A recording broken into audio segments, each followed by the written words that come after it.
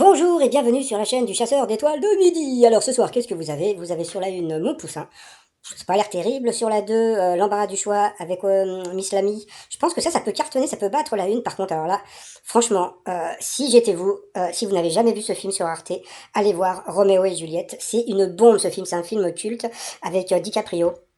Bon, c'est un film des années 90 à peu près, quoi, je sais plus, mais franchement, c'est une bombe atomique ce film. Et puis alors la musique, hyper disco, hyper tout ce que vous voulez. Franchement, je vous recommande de regarder ce film ce soir et puis surtout d'écouter. Bon, bah vous avez Radiohead et puis surtout vous avez Quinton Tarver qui fait une reprise de When Doves Cry, qui est super, qui est fabuleuse. Franchement, c'est vraiment le conseil. Et puis, bah c'est tout. Allez, sinon ça va commencer. Petit résumé des 12 coups de midi d'aujourd'hui. Alors, Jean-Luc Reichmann avait mis la cravate, était venu avec un bouquet de roses, puisqu'aujourd'hui c'est la Saint-Valentin. Le maître de midi célibataire, mais avait son petit bouquet aussi. Au coup d'envoi, la première question, lorsqu'on passe brutalement d'un sujet à un autre, on dit que l'on saute du coq à l'âne. Moi, j'ai l'habitude de dire du coca light. Bon, passons. Après, donc, vous aviez Aurélien, qui était venu avec sa compagne, sa belle-mère. Bonjour à toutes les deux. Alors, après, quel événement de la vie d'un couple, leur relation avec la mère a-t-elle tendance à empirer? Bruno, qui n'est pas marié, le savait, c'était la naissance d'un enfant. Donc, il est passé à l'orange. Après, vous aviez le très sympathique Christophe, qui était venu avec Valérie, sa compagne. Alors, en 2020, quel était l'âge moyen des gamers français? Bah franchement, moi j'aurais dit 29 ans, et ben c'était 39. Après, vous aviez la lumineuse, la très jolie, la solaire, comme a dit Jean-Luc Reichmann, Sophie, qui était vraiment très mignonne, qui était venue avec une amie et son compagnon, donc bonjour à tous les trois. Alors, qu'est-ce que le bardcore, la nouvelle tendance musicale? Eh bien, c'est des tubes à la sauce médiévale. Après, comment appelle-t-on les arrêts que l'on doit respecter, que doit respecter un plongeur sous-marin lorsqu'il remonte à la surface? Donc, bien sûr, ce sont les paliers.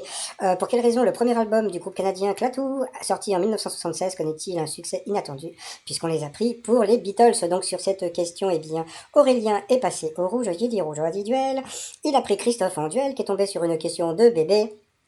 Donc, question de bébé. Dans quel sport Serge Blanco et Frédéric Michalak se sont-ils illustrés? Donc, bah, Michalak, c'est pas des bonbons? Non, non, mais bien sûr, c'était dans le rugby, donc c'était une question assez simple. Ah, donc ensuite, Christophe Bruno, et puis la très, très, très jolie Sophie se sont retrouvés donc au coup par coup. Entre-temps, appelez.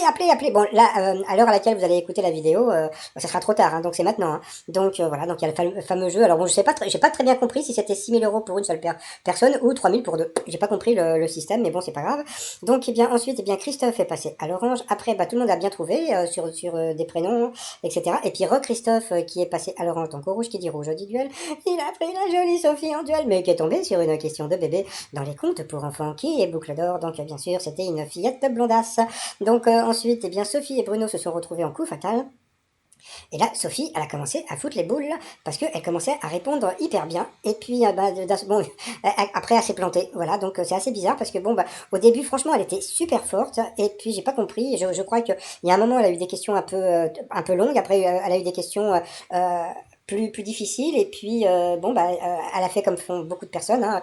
Elle s'est plantée, puis elle a pas pu revenir. Donc, mais franchement, au début, on s'est dit, oula, elle est forte. Hein. Et puis, en fin de compte, à la fin, elle a pépère, elle a Dudu, elle a perdu. Donc, voilà. Donc, bon, c'était dommage. Donc, voilà, par rapport au coup de maître, sous quelle forme l'air se présente-t-il sous l'eau? Donc, bien sûr, c'était les bulles. D'après l'expression, que fait-on quand on pique une tête? Donc, bien sûr, on plonge. Le prénom Valentin vient du latin valens, qui signifie, ça on savait pas, eh bien c'était vigoureux, plein de force. De quoi sont dépourvues les personnes qui souffrent de désorientation topographique développementale? Donc la réponse était dans la question, hein, donc c'était du sens de l'orientation, donc c'était assez facile. Et puis à la fin, quel est le prénom de Hazard, le joueur de foot belge qui joue au Real Madrid? Donc bien sûr c'était Eden, donc il a quand même gagné 1000 €. Donc voilà, donc bon ça va, hein, bon, puisqu'il paraît que, bon, je vous dirai après. Par rapport à l'étoile mystérieuse, on voit plus comment dire, comment on appelle ça, la cabine de téléphone. Bon, pour l'instant, moi je vais rester sur ou bien Elvis Presley ou bien Barack Obama.